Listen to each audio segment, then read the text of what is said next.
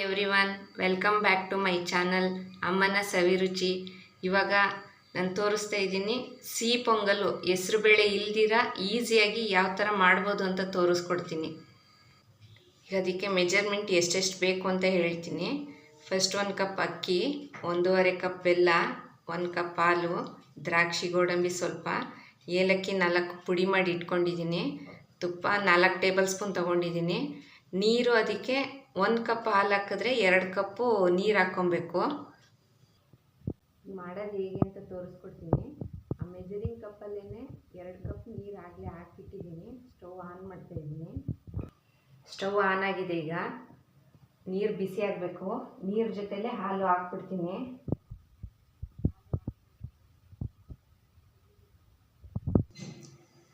ಹಾಲು ನೀರು ಕಾಯ್ಕೊಳ್ಳೋ ಅಷ್ಟರೊಳಗಡೆ ಅಕ್ಕಿ ತೊಳೆದು ನೆನೆ ಹಾಕ್ಕೊತೀನಿ.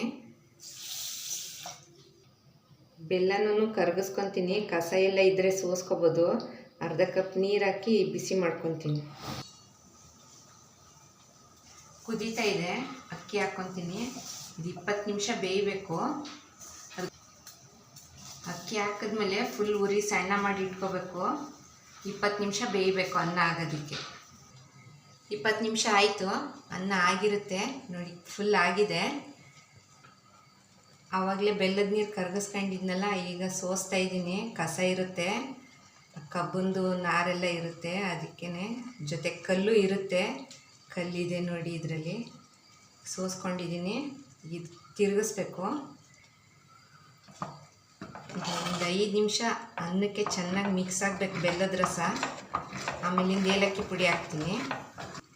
5 ನಿಮಿಷ ಆಗಿದೆ. ಅದು ಫುಲ್ ಮಿಕ್ಸ್ ಆಗಿದೆ, ನೋಡ್ಬೋದಾ? ತಿರುಗಿಸ್ತೀನಿ ನೋಡಿ, ಆಗಿದೆ. ಈಗ ದ್ರಾಕ್ಷಿ ಗೋಡಂಬಿ ಹುರ್ಕೊತೀನಿ.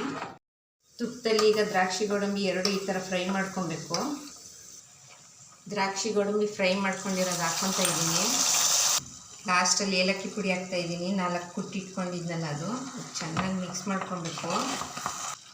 ಲಾಸ್ಟಲ್ಲಿ 2 ಟೇಬಲ್ ಸ್ಪೂನ್ ತುಪ್ಪ ಹಾಕ್ತಾಯಿದ್ದೀನಿ. ತುಪ್ಪ ಹಾಕ್ಬಿಟ್ಟು ಚೆನ್ನಾಗಿ ತಿರುಗಿಸ್ಕೊಬೇಕು. ಬಿಸಿ ಬಿಸಿಯಾದ ಪೊಂಗಲು ರೆಡಿಯಾಗಿದೆ.